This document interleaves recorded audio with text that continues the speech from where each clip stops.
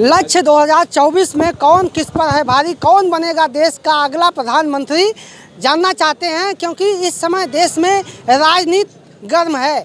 जी हाँ, India versus NDA का माहौल चल रहा है और तरह तरह के मुद्दे भी देश में चल रहे हैं। तो हम जानना चाहते हैं सबसे पहले आप लोग से 24 में कौन प्रधानमंत्री बनेगा और किन मुद्दों पर बनेगा। इस देश की प्रधानमंत्री बहुजन समाज पार्टी की राष्ट्रीय अध्यक्ष सुश्री बहन मायावती जी बनेंगी। किन मुद्दों पर बनेंगे? यहाँ पर महंगाई है, बेरोजगारी है, ये सब ऐसे मुद्दे हैं, ज्वलंत मुद्दे हैं। और इस देश को प्राइवेटाइजेशन में निजीकरण किया जा रहा है, इसके विरोध में बहन जी को पूरे उत्तर प्रदेश के साथ साथ पूरे भारत लोग पसंद करेंगे और इस देश की प्रधानमंत्री बहन मायावती जी बनेंगी। आपसे जानना चाहते हैं कि 2024 में कौन बनेगा प्रधानमंत्री और किन मुद्दों पर। देखिए, हमारे भाई ने भी कहा, हमको बहुत अच्छा लगा। वो लोग बहुजन समाज पार्टी के कैडर हैं। हर कैडर का ये धर्म होता है कि वो अपने नेता को बड़ा पद पर विराजमान कराने का प्रयास करे। मैं इसके लिए उन लोगों को भी बधाई देता हूं, चूंकि मेरे भाई भी लोग हैं। अब हम आ जाते हैं असली मुद्दा पर। प्रधानमंत्री बनना, प्रधानमंत्री न बनना, ये बात का विषय है। विषय ये है कि भारतीय जनता पार्टी के सरकार द्वारा 10 साल के अंदर कौन योजना लाई गई, हिंदुस्तान के खिदमत में, हिंदुस्तान की एकता में, हिंदुस्तान के राष्ट्र निर्माण में, नौजवानों के भविष्य के निर्माण में, गरीबों के उत्थान में और नाना तमाम तरह के मुद्दे इस तरह के हैं कि भारतीय जनता पार्टी को इस इशू पर देश की 140 करोड़ जनता को जवाब देना चाहिए कि आपने 10 साल के अंदर किस चीज़ का निर्माण किया, कैसौ आपने कंपनी कारखाना बनवाया, कितने IIT कॉलेज बनवाए, कितने इंजीनियरिंग कॉलेज बनवाए, कितने मेडिकल कॉलेज बनाए, कितनी सड़कें आपने बनवाई, कितना क्या आपने बनवाया। उसका व्यवस्था देश की जनता के पटल पर चूंकि चुनाव आ चुका है और भारतीय जनता पार्टी को ईमानदारी से अपना किया हुआ कार्य को सामाजिक प्लेटफार्म पर रखना चाहिए। दूसरी बात कि भारतीय जनता पार्टी आज उसके नेता ये पूछ रहे हैं कि विकल्प कौन, तो ये वो भूल जाते हैं कि ये धरा में रावण का भी बेजोड़ नहीं रहा है, रावण को जोड़ मिला है। इसी धरा में कंस का भी जोड़ मिला है, कंस को भी मिला है जोड़। इसी धरा में जालंधर का भी वध हुआ है, उनको भी यही जोड़ मिला है। इस धरा में पितामह को, जिनको अजय आयु प्राप्त थी, उनको भी जोड़ मिला। यहाँ पितामह का भी वध हुआ, यहाँ कर्ण का भी वध हुआ, यहाँ द्रोणाचार्य का भी वध हुआ। सबको जोड़ मिल गए साहब, कोई बेजोड़ नहीं रहा। यहाँ बहन मायावती कल मुख्यमंत्री थी, आज बाबा आदित्यनाथ मुख्यमंत्री है। कल अखिलेश यादव थे, आज बाबा आदित्यनाथ जी हैं। हमको इस बात में नहीं जाना है। हमको 2024 के बाद वाला भारत, 2024 के बाद वाला भारत के निर्माण में भारतीय जनता पार्टी के पास प्लानिंग क्या है कि अगर ये सरकार में आती है तो इसके पास कितने कल कारखाने देश में निर्माण करने का प्लान है। इन्वेस्टर समिति का क्या कहना है? ऐसा है कि किसी समिति की बात छोड़ दीजिए साहब, यहाँ हिंदुस्तान के लोग समिति नहीं पढ़ते, यहाँ हिंदुस्तान के लोग ज्वलंत उदाहरण देखते हैं आंख से कि आपके द्वारा कार्य क्या किए गए हैं। जब दुनिया सूर्य और चांद का परीक्षण कर रही थी तो भारत सरकार शौचालय का परीक्षण कर रही थी। इनका तो साफ साफ मीनू है, इनको तो पूरा देश देखता है। और रह गया सवाल, एयरपोर्ट बन रहा है, कहाँ कौन एयरपोर्ट बन गया, कौन एयरपोर्ट बन गया? एयरपोर्ट से देश की जनता का क्या लेना देना?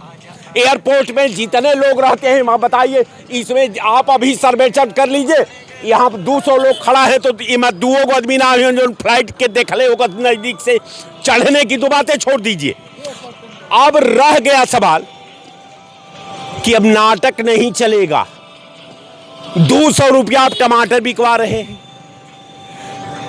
60 रुपया का डीजल आप 95-96 का बिकवा रहे हैं, 57 रुपया का पेट्रोल को ले जाकर के आप जो है 106 रुपये में बिकवा रहे हैं। पेट्रोल मिलता है 30 रुपये में आपको, हिंदुस्तान की जनता को देते हैं आप 106 रुपया लीटर। इतने एक्सप्रेसवे बन गए, कौन एक्सप्रेसवे? आगरा हो गया, कानपुर हो गया। जमीन मेरी, जमीन किसान की। ईस्ट इंडिया कंपनी ने एक्सप्रेसवे बनवाया और एक्सप्रेसवे पर यहां से आप चले जाएंगे दिल्ली बाबूजी ना, तब 1200 रुपया का टोल टैक्स लगेगा। अगर रेल से थर्ड एसी से जाएंगे तो 800 850 दिल्ली का किराया है। अगर अपनी गाड़ी से जाएंगे तो 1250 रुपया का टोल टैक्स लगेगा। आप कभी न गए हो तो गाड़ी लेकर आप जा करके देख लीजिए। बुलेट ट्रेन बन गई, वंदे भारत बन गई। बुलेट ट्रेन तो हमको कहीं दिखाई नहीं दी भारत में।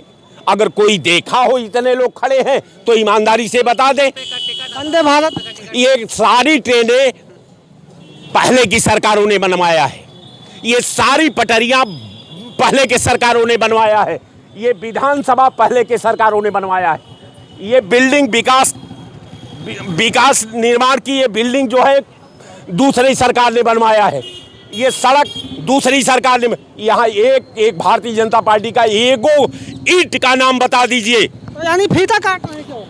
फीता तो आप बताइए। अखिलेश जी ने मेट्रो चलवाया, राजनाथ जी और योगी जी ने फीता काट दिया साहब। जिस चीज का वो जिसने उद्घाटन किया उसके पट्टी को हटा करके आपने अपना पट्टी लगवा दिया। आप तो बहुत विकास करते हैं, आपका विकास का तो एकदम इम्तिहान नहीं है साहब। पूरा दुनिया आपके विकास का अनुकरण करने को तैयार है। लिख लोढ़ा और पढ़ पत्थर। हिंदू राष्ट्र भी बनने जा रहा है, ऐसा लोगों का भाजपा का कहना है। नहीं देखा, दो बात अब यहाँ बहुत खतरनाक बात है साहब। जब इस्लाम और हिंदुत्व दो का नारा जो लगाता है तो एक लगाता था तो उसे आतंकवादी कहा जाता था।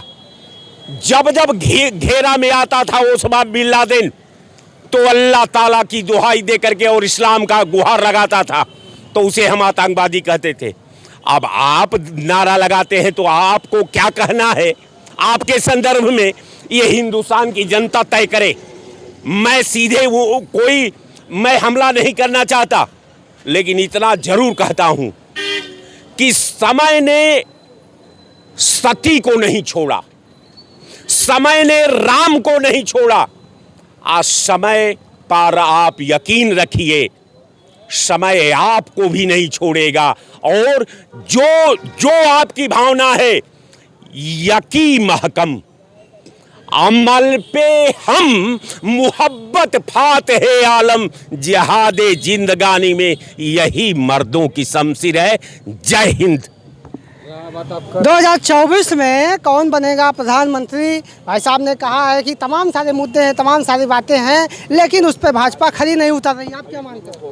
ऐसा नहीं है। भारतीय जनता पार्टी हमारे माननीय प्रधानमंत्री जी के नेतृत्व में विगत 9 वर्षों से लगातार देश हित में कार्य करने का काम कर रही है। जो भी कार्य हो सकता है अच्छे से अच्छा कार्य करके देश से पुनः अपनी सरकार स्थापित करने का काम करेंगे। हमने चाहे गरीबों, शोषित, वंचितों, गरीबों सभी के लिए जो भी हो सकता है, हमारी सरकार लगातार विगत 9 वर्षों से बहुत अच्छे तरीके से काम कर रही है। काम करते उसी के साथ में पूर्ण आशा नहीं, पूर्ण विश्वास है 24 में हम पुनः अपनी सरकार को स्थापित करने में आएंगे। राष्ट्रीय मुद्दों को लेकर भाजपा मैदान में है, ऐसा लगता है? राष्ट्रीय मुद्दों को लेकर हमारी पार्टी बहुत सजग रही है, चाहे सीमा सुरक्षा का विषय रहा हो, चाहे जो भी विषय रहा हो, और विदेश रणनीति की बात हुई। बहुत अच्छे तरीके से हमारी सरकार ने इस पर काम किया हुआ है। इस नाते हमें पूरा आशा नहीं, पूर्ण विश्वास है कि हमारी सरकार आई, कोई रोक नहीं पाएगा। ये बताइए, जो जनता है, गरीब जनता, वो किस स्थिति में है, क्या चाहती है 24 में कौन प्रधानमंत्री बने? देखिए, जनता जब ज़मीनी हकीकत जब देखेंगे, गांव तरफ जब जाएंगे तो आपको पता चलेगा जनता इनके तरफ नहीं है। ये विपक्ष जो है मजबूती से धरातल पर उतर जाए तो ये परास्त हो जाएंगे। और आप बात जो एयरपोर्ट की बात करते हैं आप, हमारे कुशीनगर ज़िले में मैं साइकिल यात्रा 9000 किलोमीटर चल चुका हूँ। वही 65वां ज़िला मेरा है।